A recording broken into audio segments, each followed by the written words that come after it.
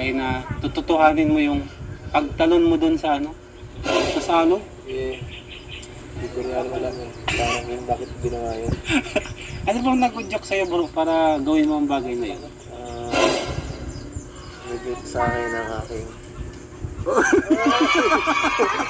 Ay grabe, nag-joke sa'yo bro para gawin mo ang bagay na yun.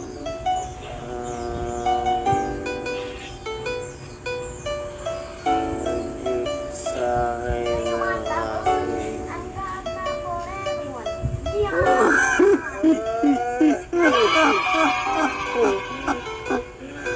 Ay grabe.